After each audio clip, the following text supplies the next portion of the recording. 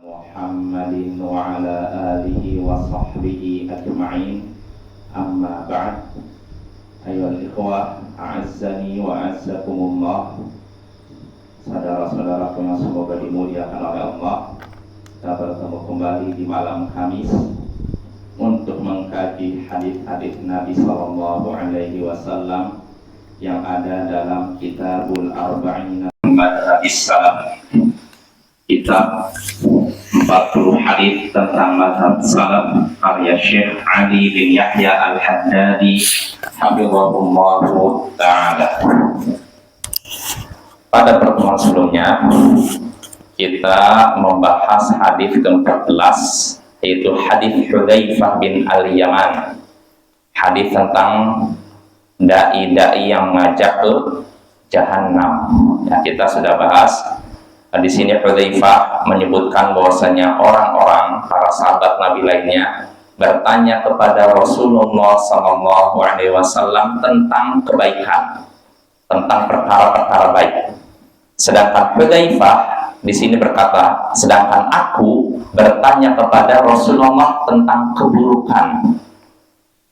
Para sahabat Nabi yang lain bertanya tentang kebaikan, sedangkan aku bertanya tentang keburukan. Kenapa demikian? Makhafata an yudrikani, karena khawatir keburukan tersebut menimpa diriku. Artinya aku bertanya tentang keburukan supaya aku tidak terjatuh pada keburukan tersebut.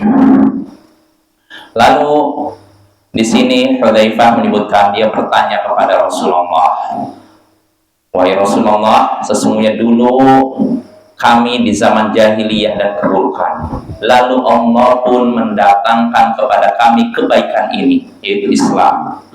Apakah setelah kebaikan ini ada keburukan? Beliau menjawab, iya. Lalu Hudzaifah kembali bertanya, apakah setelah keburukan itu ada kebaikan? Dulu keburukan, lalu kebaikan. Setelah kebaikan ada lagi keburukan? Maka Rasulullah sallallahu alaihi wasallam menjawab, iya, setelah keburukan ada lagi kebaikan, tapi diselimuti kabut, dahon, asap. Maka Hudzaifah bertanya, apa asapnya? Yaitu orang-orang yang mengambil bukan petunjukku, yang tidak mengambil petunjukku, engkau mengenal mereka dan mengingkari. Artinya engkau tahu siapa mereka dan bagaimana perbuatan mereka, dan engkau mengingkari kesalahan mereka, tidak mengakui. Lalu di situ Hudzaifah kembali bertanya, apakah setelah kebaikan yang bercampur dengan asap tadi, maksudnya kebaikan bercampur dengan keburukan ya, apakah setelah kebaikan yang bercampur dengan keburukan itu ada lagi keburukan? Maka disitulah Nabi menjawab, iya, yaitu dai-dai yang mengajak kepada pintu Jahannam. Siapa yang memenuhi panggilan mereka, maka mereka pun akan mencampakkannya ke dalam neraka. Ini dai-dai yang mengajak pada Jahannam, maksudnya dai-dai yang mengajak pada kesesatan. Ya, karena kesesatan akan mengantar ke Jahannam, itu maksudnya. Maka si Hudzaifah pun bertanya kepada Rasulullah, gambarkanlah mereka kepada kami, wahai Rasulullah. Yaitu dai-dai yang mengajak pada Jahannam itu seperti apa sih? Gambar seperti apa? Maka beliau pun menjawab, min jildatina. Mereka itu dari golongan kita juga. Wa yatakallamuna bi alsinatina, dan mereka juga berbicara dengan lisan kita. Nah, ini sudah kita bahas. Ini ada beberapa tafsiran. Ada yang maksudnya mereka itu orang Arab berbicara dengan bahasa Arab, ya. Dan ada yang berpendapat maksudnya mereka itu dari golongan umat Islam, asalnya dari umat Islam, dan mereka juga berbicara dengan bahasa Islam, memberikan nasihat apa, tapi yaquluna bi afwahihim ma laysa fi qulubihim. Mereka mengucapkan dengan lisan mereka, dengan mulut mereka, apa yang tidak ada di hati mereka. Ya, ini dai-dai Jahannam gitu lah, ngajak ini tapi dia sendiri hatinya nggak seperti itu. Maka ini penafsiran para ulama, artinya mereka itu menipu. Mereka seolah ini orang yang berpegang teguh pada Islam, berbicara dengan tentang syariat, tapi menipu umat, itu maksudnya. Lalu Hudzaifah bertanya lagi, apa perintahmu kepadaku kalau aku mendapati itu? Mendapati apa? Dai-dai yang mengajak pada jahanam itu, bermunculan dai-dai yang mengajak pada jahanam. Maka kata Hudzaifah, engkau hendaknya mengikuti jamaah kaum muslimin dan pemimpin mereka. Dan ini penafsirannya banyak, Bapak. Ada yang menyatakan jamaatul muslimin, jamaah sahabat Nabi SAW. Dan ada yang berpendapat artinya mayoritas kaum muslimin dan pemimpin mereka. Dan ini mungkin yang lebih dekat pada kebenaran. Maksud jamaatul muslimin, jamaah mayoritas kaum muslimin yang dipimpin oleh satu penguasa. Ya, ini kalau misalkan dalam suatu negara misalkan ada pemimpin dan yang mengakuinya mayoritas, ini berarti jamaatul muslimin. Yang menyelisih mereka ini dianggap menyimpang, ya, memberontak dan semacamnya. Nah, lalu Hudzaifah bertanya, tadi Nabi nyuruh kalau udah bermunculan dai-dai itu ikuti jamaah kaum muslimin dan pemimpin mereka. Maka ditanya, bagaimana kalau tidak ada jamaah dan tidak ada imam? Artinya umat dalam kondisi berpecah belah, masing-masing di beberapa tempat ada berbagai macam kelompok, ada pemimpinnya. Nggak ada pemimpin, istilahnya pemimpin tinggi yang mengatur urusan seluruh umat. Udah terkotak-kotak. Bagaimana kalau misalnya tidak ada persatuan umat itu dan tidak ada pemimpin umum, adanya pemimpin kelompok? Maka dalam kondisi demikian, apa nasihat Nabi? Kata Nabi, "Fahtazilitil kalfirah kulliha walau anta 'adha bi asli syajarah." Tinggalkan semua kelompok-kelompok itu, kelompok-kelompok yang banyak itu. Tinggalkan semua kelompok itu, walaupun engkau perlu menggigit akar pohon, hatta yudrikakal maut, sampai maut mendatangimu, wa anta 'ala dzalik, dalam keadaan engkau demikian. Artinya kalau dalam keadaan fitnah, umat Islam terpecah menjadi beberapa kelompok, masing-masing kelompok angkat pemimpin mereka dan menganggap selain kelompok mereka dianggap sesat dan kafir. Nah, kalau dalam kondisi demikian nggak usah ikut semua kelompok itu, lebih baik menyendiri. Kata Nabi, walaupun engkau menggigit akar pohon sampai mau datangmu. Artinya jangan tertipu, terayu oleh kelompok-kelompok yang ada itu. Itu maksudnya, Bapak, ya. Hadis ini riwayat Bukhari dan Muslim. Nah, dari hadis ini kita bisa mengambil beberapa pelajaran. Di antaranya, boleh seseorang mengkhususkan diri meneliti keburukan. Boleh atau disyariatkan bagi sebagian kaum muslimin untuk meneliti keburukan. Meneliti keburukan, khusus meneliti keburukan. Seperti Hudzaifah. Para sahabat bertanya tentang yang baik-baik, Hudzaifah bertanya tentang yang buruk-buruk. Tentang amalan yang bisa mengantarkan ke neraka, amalan yang dibenci oleh Allah, amalan orang munafik seperti apa. Jadi dia tak khususnya, spesialisasinya tentang yang buruk-buruk. Nah, ini boleh disyariatkan bagi sebagian kaum muslimin untuk meneliti keburukan, mengkhususkan diri untuk meneliti keburukan. Nah, ini boleh, Bapak, ya. Misalkan seperti di zaman sekarang, misalkan Menkominfo, kan ada yang mengawasi apa? Internet, mengawasi peredaran situs-situs judi online, pornografi, kekerasan. Nah, itu boleh. Dan ini sudah ada dalilnya, dasarnya dari sikap siapa? Hudzaifah bin Al-Yaman. Begitu juga seperti seorang ulama ahli hadis, ada yang khususnya spesialisasinya tentang jarh wa ta'dil, terutama jarh, menjarah rawi-rawi yang lemah, pendusta, hafalannya lemah dan semacamnya. Nah, itu boleh, ya. Jadi seorang mencari mana perawi-perawi pendusta dikumpulkan dalam satu kitab. Nah, ini boleh, ya. Kalau memang itu dibutuhkan, dan memang dibutuhkan. Tentu saja kita membutuhkan orang-orang model gitu, orang misalkan yang spesialisasinya membongkar semua sekte-sekte sesat, diteliti yang ada lalu dibantah. Dan ini ada di zaman sekarang atau sebelum zaman ini, di abad 20 ada. Ya, contohnya ulama yang terkenal membahas tentang firqah sekte-sekte sesat ya Syekh Ihsan Ilahi Dhahir, seorang ulama Pakistan. Jadi beliau ini S1-nya di Madinah, lalu S2-nya di Pakistan, mengambil 7 jurusan S2 di Pakistan. Bayangkan, ini menunjukkan apa? Dia ngambil ini gelar S2 plus mengambil 7 jurusan S1 di Pakistan, jurusan hukum, jurusan bahasa, jurusan apalagi sastra. Bayangkan 7 jurusan dia bisa. Kecerdasan luar biasa nih Syekh Ihsan Ilahi Dhahir. Dan ketika di Madinah, beliau peringkat pertama di kampusnya. Setelah lulus wabah, di zaman dulu itu beda dengan zaman sekarang. Pintu untuk masuk S2 itu tidak terbuka lebar.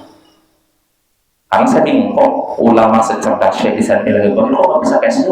Ternyata saya pernah dengar seorang ustaz yang pernah di Madinah lama. Ternyata kalau zaman dahulu nggak seperti zaman sekarang. Kalau udah S1 nggak semudah zaman sekarang. Kalau zaman sekarang, setelah S1 bisa daftar di S2 dan peluangnya terbuka, ada jatah banyak gitu. Tapi kalau zaman dulu susah. Makanya Syekh Ihsan Ilahi Dhahir ketika sudah S1, beliau tidak langsung lanjut S2. Terus apa yang terjadi? Beliau ditawarkan ngajar di Arab Saudi, padahal orang Pakistan ya. Tapi beliau nolak. Beliau lebih suka pulang kampung, dakwah di kampung beliau yaitu Pakistan. Nah ini Syekh Ihsan Ilahi Dhahir, akhirnya beliau pun pulang, dan ketika pulang beliau langsung berdakwah. Beliau menjadi pemimpinnya Jam'iyat Ahli Hadits kalau nggak salah di Pakistan. Beliau juga nulis makalah-makalah, menulis buku-buku. Semua buku dia, buku-buku sekte-sekte sesat dia bongkar, dari Ahmadiyah, dari tasawuf sufi, dari kalangan Syiah, sampai lagi Bahaiyah. Dan ini bisa dibilang kayak semacam ensiklopedi sekte-sekte sesat. Beliau punya jasa seperti itu. Nah ini Bapak ya, ini Syekh Ihsan Ilahi Dhahir. Nah karena beliau sangat banyak membantah sekte sesat, tentu saja ini membuat sekte sesat ini merasa panas ya. Mereka geram, oh ini kesesatan kami dibongkar semua, ditelanjangi, ibaratnya sebutkan dalam kitab-kitab beliau, dan nggak bisa mereka bantah. Jadi telanjangi semua, dari Syiah, Sufi, terus apalagi Bahaiyah, Ahmadiyah, semua bongkar. Syekh Ihsan Ilahi Dhahir. Nah akhirnya apa? Karena mereka sekte-sekte sesat ini tidak sanggup membantah hujah beliau, akhirnya apa? Mereka pakai cara licik, yaitu apa? Dibom. Jadi ketika beliau sedang mengisi ceramah di hadapan para ulama ahli hadits di Pakistan, pertemuan besar, dibom, mati berapa orang. Syekh Ihsan Ilahi Dhahir tidak meninggal tapi luka parah, sehingga akhirnya apa? Beliau pun ini dalam keadaan luka parah. Ulama Arab Saudi Syekh Abdul Aziz bin Baz merekomendasikan Raja Fahad untuk membiayai atau menjemput beliau supaya diobati di Arab Saudi. Akhirnya dijemput oleh pesawat khusus dari Raja, menjemput, dirawat, tapi Allah takdirkan tidak bisa diselamatkan. Beliau meninggal dunia lalu dikuburkan di makam Baqi'. Di mana itu?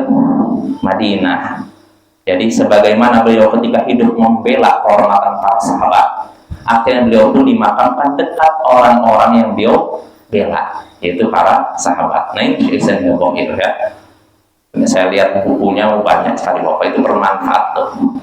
Jadi beliau ilmiah. Jadi ketika membantah itu disebutkan rujukan dari mereka, tidak pakai sumber kedua, langsung sumber aslinya. Misalkan lihat buku Syiah membahas tentang Syiah, itu bukan dari sumber kedua, langsung sumber orang Syiahnya.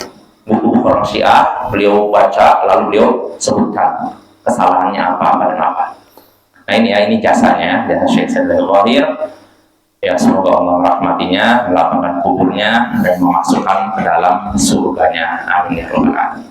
Nah itu Bapak ya, disyariatkan bagi sebagian kaum muslimin mengkhususkan diri untuk meneliti keburukan, seperti di sini Hudzaifah bin Al-Yaman. Lalu berikutnya, faedah berikutnya yang bisa kita petik dari hadis tadi, Hadis tadi menunjukkan tanda kenabian Muhammad sallallahu alaihi wasallam. Mengapa demikian? Sebab di sini Nabi kita mengabarkan tentang perkara gaib, masa depan, perkara yang tidak tampak di zaman beliau, adanya setelah beliau meninggal. Nah, ini termasuk salah satu mukjizat Nabi Muhammad. Beliau dikabarkan oleh Allah tentang perkara di masa depan. Nah, ini Nabi, ada pun selain Nabi, tidak ada yang tahu masa depan. Maka jangan percaya para normal atau para abnormal yang meramal masa depan seorang dengan melihat garis tangannya, dengan melihat mungkin kalau zaman jahiliyah abjad, menulis abjad dengan melihat bintang, tulis di pasir, oh nanti kamu meninggal di sini, nikahnya dengan wanita sini. Nah, ini bohong ya.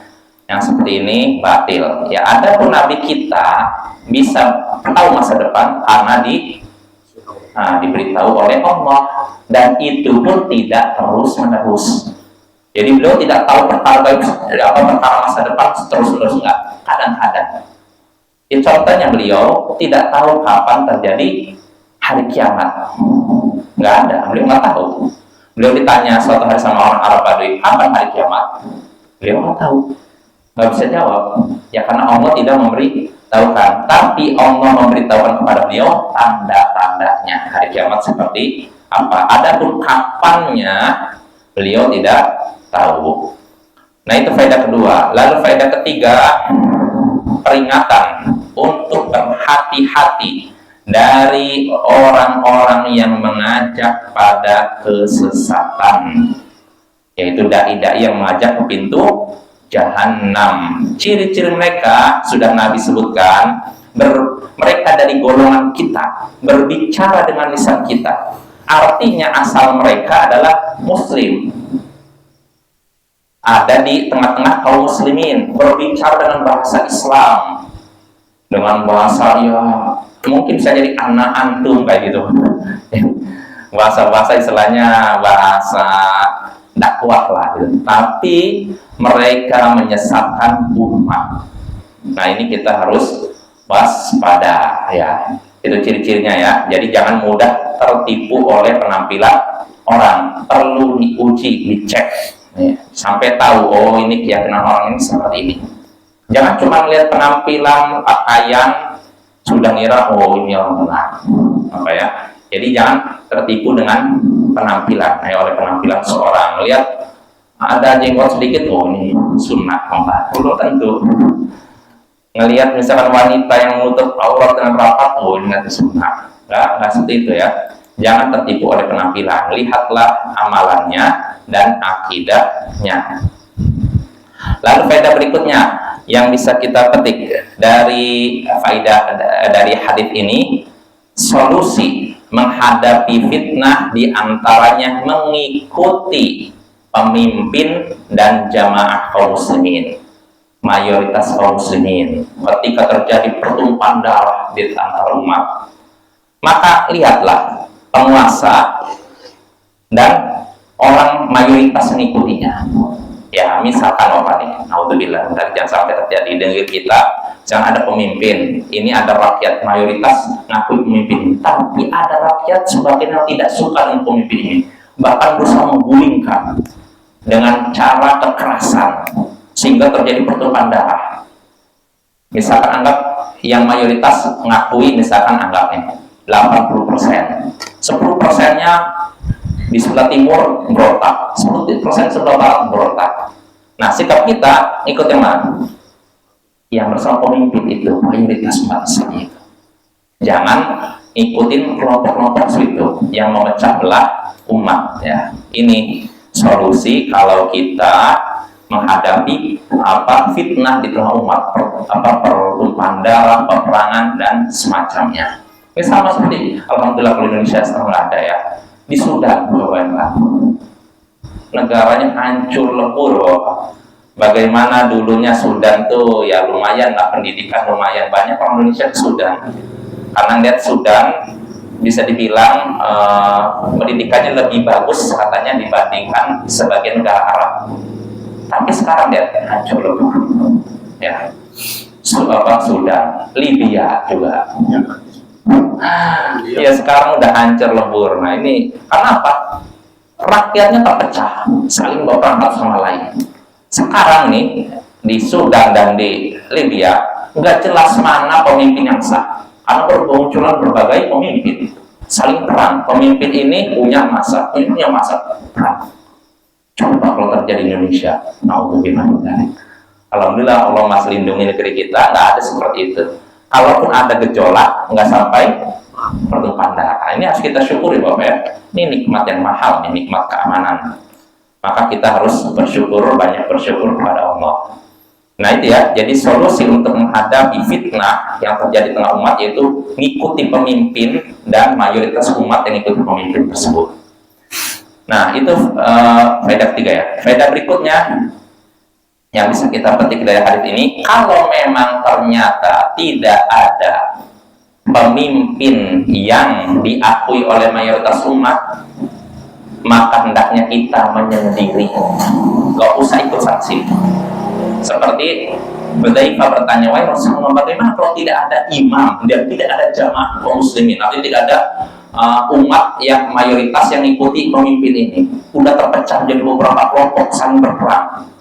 Maka kalau kondisinya seperti itu, kata Rasulullah, fa'tazil tilkal firaq kulliha, tinggalkan semua kelompok-kelompok itu.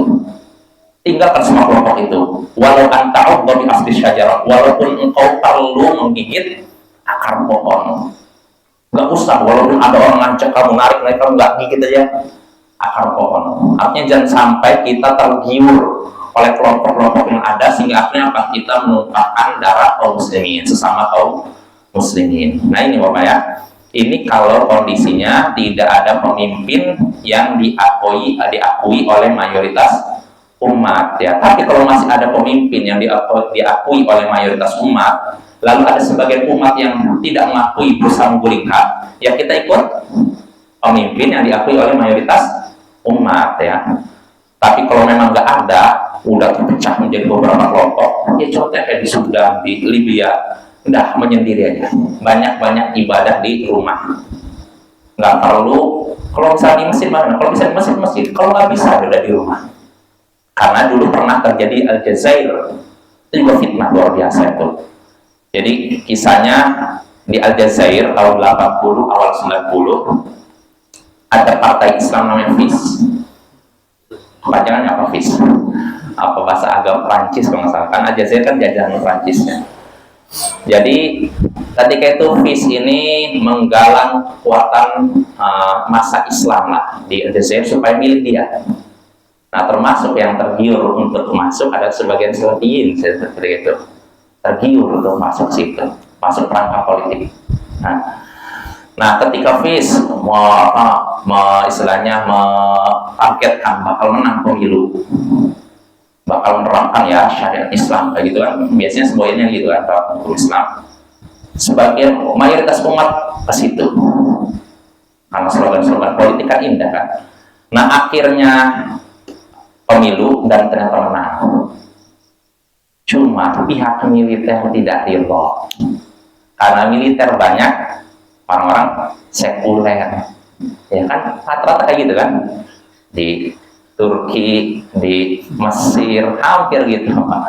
Akhirnya apa? FIS baru menang, kalau asal baru berapa minggu atau berapa hari langsung digulingkan. Hasil pemilu dibatalkan. Nah, apa yang terjadi? Inilah fitnah setelah itu. Karena apa? Militer memberangus FIS. FIS menyiapkan perang terhadap militer. Apa yang terjadi? Pertumpahan darah. Ulama, istilahnya orang tokoh agama yang dianggap ikut FIS dihabisi oleh pihak militer, dan tokoh agama yang ikut militer dihabisi oleh FIS, dianggap udah kafir lah gitu. Sehingga akhirnya di Aljazair ketika itu pernah dalam waktu sebulan masjid ditutup, bayangkan itu kan fitnah luar biasa kan, sampai akhirnya setelah berapa tahun peperangan antar satu bangsa ini, barulah ketika itu beberapa ulama di Arab Saudi, Syekh Albani, Syekh Muhammad bin Shalih Al-Utsaimin menasihati orang fis yang bersembunyi di bukit untuk turun. Udah, jangan lanjutkan perang. Karena ketika perang terus yang jadi korban mereka juga, rakyat biasa juga. Akhir sebagian ada yang turun, dengan itu meredaklah peperangan di Libya. Nah itu Bapak, itu tragedi ya. Nah itu fis. Dan sebelum terjadi pemilu itu, di kalangan ahlu sunnah salafiyin itu udah marak majelis ilmu, sampai Syekh Abdul Malik Ramadhani yang sekarang tinggal di Madinah, dia orang Jazair, itu dalam satu masjid mengkaji Sahih Bukhari itu penuh. Jadi majelis ahlu sunnah itu penuh di masjid, kajian Sahih Bukhari penuh satu masjid, masing-masingnya pakai bawa buku kan. Artinya lagi giat-giatnya dakwah, giat-giatnya belajar. Cuma sayangnya sebagian ikhwah kita ini tergiur oleh tarikan politik itu, sehingga akhirnya dia masuk ke situ, udah terjadilah ya apa yang terjadi, dan itulah tragedi yang perlu kita ambil pelajaran darinya. Ya. Nah itu kalau kondisinya seperti tadi, kita menyendiri, nggak usah ikut sana, nggak usah kiri kanan, nggak usah ikut A, B, C. Nah itu kalau memang kondisinya tidak ada pemimpin yang diakui oleh mayoritas umat. Adapun kalau masih ada pemimpin yang diakui mayoritas umat, kita ikut dia, walaupun kiri kanan menentang pemimpin tersebut. Itu dalam rangka apa? Menjaga darah umat. Nah itu ya. Nah itulah beberapa faedah yang bisa kita petik dari hadis Hudzaifah bin Al-Yaman yang sangat penting ini ya.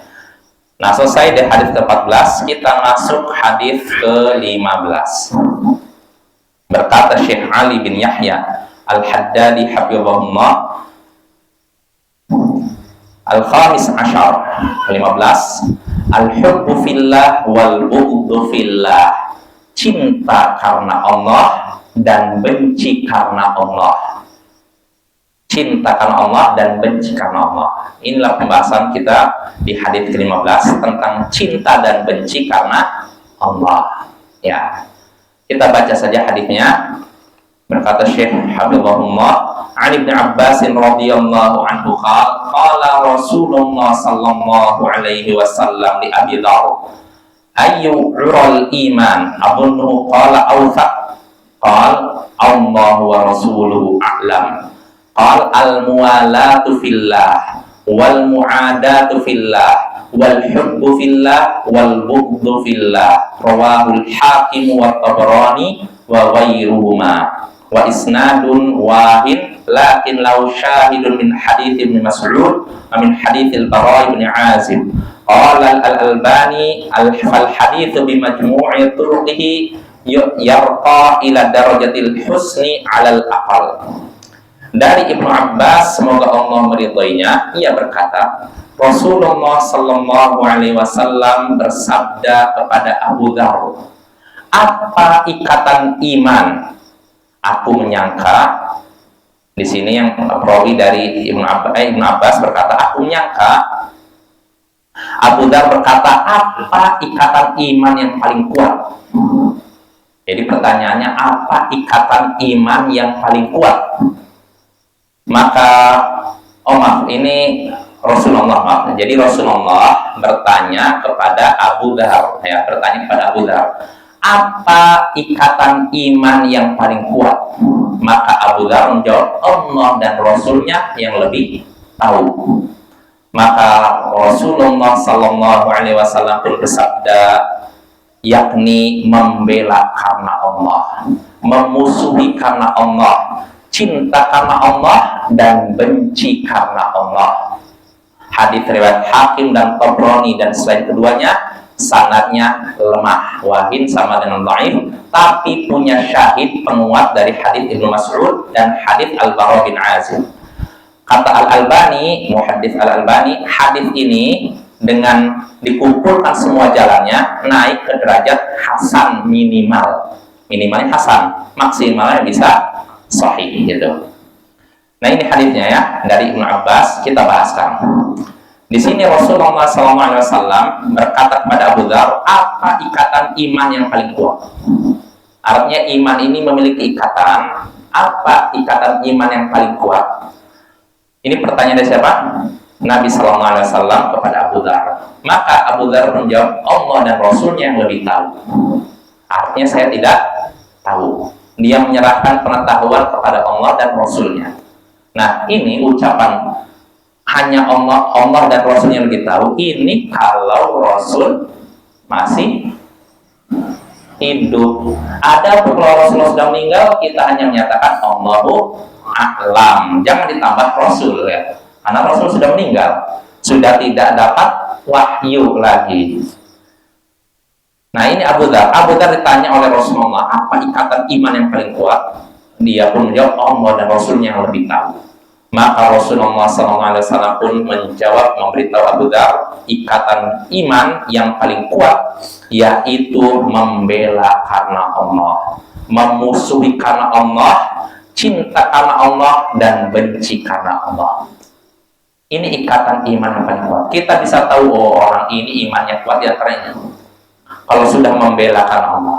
Saya bela orang ini karena Allah, karena dia taat kepada Allah, dia dalam posisi benar.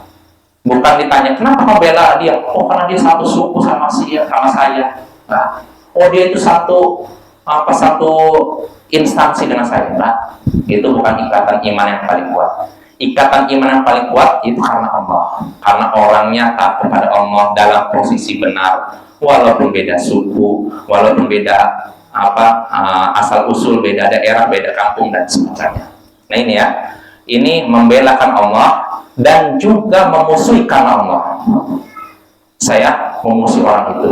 Kenapa? Karena dia kufur kepada Allah, karena dia bermaksiat kepada Allah. Bukan, kenapa kamu memusuhi dia? Karena dia ini menjelek-jelekan saya di depan umum. Nah, maksud itu ya.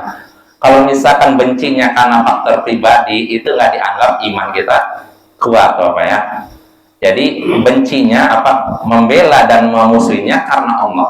Dan ini nggak gampang, tidak mudah. Karena manusia itu cenderungnya lebih mendahulukan perasaan dan ego kadang.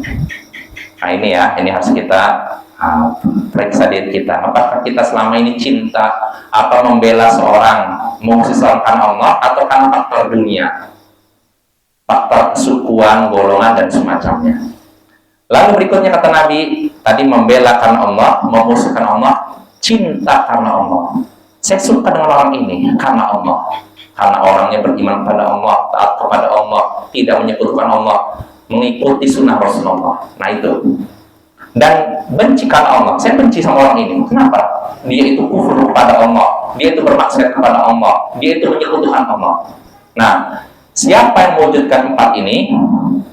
Membela karena Allah, memusuhi karena Allah, mencintai karena Allah, membenci karena Allah, maka itulah orang yang ikatan imannya kuat. Artinya imannya bisa dikatakan kuat. Apa ya? Karena untuk bisa seperti tadi bukan perkara yang mudah, ada lagi. Nah, itu makna hadis tadi. Nah, dari hadis ini kita bisa mengambil beberapa pelajaran, beberapa faedah, di antaranya perintah untuk cinta, benci, membela, dan memusuhi karena Allah. Ya. Ini perintah di sini hukumnya bukan cuma sunnah, tapi wajib. Ya, wajib Bapak ya, bukan cuma sunnah. Kalau sunnahnya dikerjakan berpahala, ditinggalkan apa? Tidak dosa. Enggak, kita harus cinta benci karena Allah. Dan itu tanda keimanan kita pada Allah. Ya, seperti contohkan Allah sebutkan dalam surat Al-Mumtahinah, qad kanat lakum uswatun hasanatun fi Ibrahim walladzina ma'ah. Sungguh telah ada suri tauladan baik kepada diri Ibrahim dan orang-orang yang bersamanya. Siapa orang-orang yang bersamanya? Pengikut Nabi Ibrahim. Ada teladan yang baik pada diri Ibrahim dan orang bersamanya. Seperti apa teladannya? Qalu liqaumihim, yaitu ketika mereka berkata kepada kaum mereka. Kaum mereka yang muslim apa kafir? Kafir ini. Kafir. Inna bura'a minkum mimma ta'buduna min dunillah. Yaitu ketika mereka berkata pada kaum mereka, sesungguhnya kami berlepas diri dari kalian dan apa yang kalian sembah selain Allah. Ya, berlepas diri, nggak mau sekalian tuh. Kafarna bikum, kami mengingkari peribadatan kalian, mengingkari kekafiran kalian. Wa bada bainana wa bainakumul adawatu wal baghdha'u abadan hatta tu'minu billahi wahdah. Dan telah tampak antara kami dengan kalian kebencian dan permusuhan selama-lamanya sampai kalian beriman kepada Allah semata. Maksudnya apa? Sampai beriman kepada Allah semata? Sampai mengesahkan Allah, tidak lagi berbuat syirik. Nah lihat tuh, ini Allah katakan teladan yang baik dengan berkata apa? Kami berlepas diri dari kalian dan apa yang kalian sembah selain Allah. Kami mengingkari kalian dan tampak antara kami dengan kalian kebencian dan permusuhan selama-lamanya sampai kalian beriman kepada Allah semata. Artinya kalau kalian tidak beriman kepada Allah semata, maka kami pun memusuhi kalian dan membenci kalian. Nah ini ya, ini orang seperti ini Allah katakan teladan yang baik ya. Jadi apa? Tetap kalau selama seorang tidak mengesahkan Allah, saya tetap memusuhi dia dan membenci dia. Ini teladan yang baik.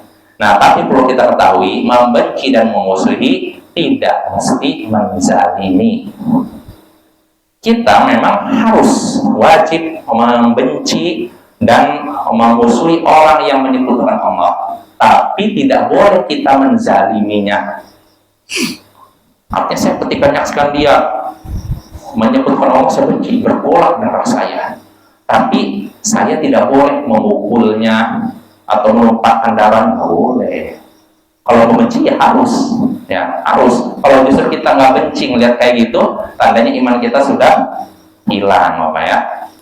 Maka ini sekali lagi perintah yang hukumnya wajib, kita harus cinta dan bencikan Allah, membela dan memusuhi karena Allah ya, bukan karena urusan dunia. Lalu faedah berikutnya yang bisa kita petik dari hadis ini juga, yakni iman itu bisa berupa amalan hati.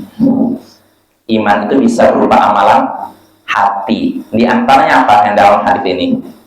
Cinta dan benci. Cinta benci itu di mana?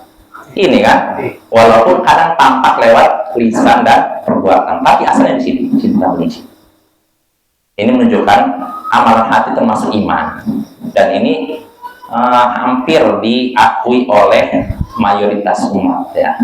Ini yang jadi perselisihan antara sekte-sekte yang ada, yaitu perbuatan, amalan anggota badan. Ahlu sunnah mengatakan amalan anggota badan ini termasuk iman. Jadi Ahlu sunnah menyatakan iman itu keyakinan, perkataan dan perbuatan anggota badan ya. Ini jelas ya. Ini dan ini ya. Kalau misalkan cuma ini saja, ini Jahmiyah, termasuk juga Asy'ariyah di sini. Tapi kalau ini dan ini, kalau ini selain Jahmiyah, Asy'ariyah, Murji'ah, ini tiga ini meyakini iman cuma yakin. Tapi kalau cuma ini dengan perkataan, ini Murji'ah fuqaha. Sedangkan Ahlus Sunnah keyakinan, perkataan dan perbuatan bisa bertambah dan berkurang. Nah ini juga, faedah ketiga juga dari hadis ini, iman itu bisa bertambah dan berkurang. Karena disebutkan sini, apa ikatan iman yang paling kuat? Kalau dikatakan paling kuat, berarti ada yang paling lemah. Itu menunjukkan iman bisa bertambah dan berkurang, menguat dan melemah. Dan ini juga keyakinan Ahlus Sunnah wal Jamaah. Nah, dengan ini selesai kita dari hadis ke-15. Berarti pada pertemuan berikutnya kita masuk hadis ke-16. Judulnya Hajru Ahlil Bid'ah wal Ma'asi idza tarajjahat maslahatu hajrihim. Ini pembahasan penting, memboikot pelaku bid'ah dan maksiat jika tampak maslahat dengan memboikot mereka. Memboikot pelaku bid'ah dan maksiat jika tampak maslahat dengan memboikot mereka. Memboikot itu artinya tidak mengajak bicara, tidak menyapa, tidak menjawab salam. Ini sudah dicontohkan oleh Rasulullah Sallallahu Alaihi Wasallam, dan insya Allah ini akan kita bahas pada pertemuan berikutnya karena hadisnya cukup panjang. Hadis tentang Ka'ab bin Malik, 3 orang yang diboikot oleh Rasulullah dan para sahabat. 3 orang tidak diajak bicara, tidak disapa, tidak dijawab salam mereka. Nah, ini insya Allah akan kita bahas pada pertemuan berikutnya. Wassallallahu ala nabiyyina Muhammadin wa ala alihi wa sahbihi ajma'in, wa akhiru da'wana anil hamdulillahi rabbil alamin. Assalamualaikum warahmatullahi wabarakatuh.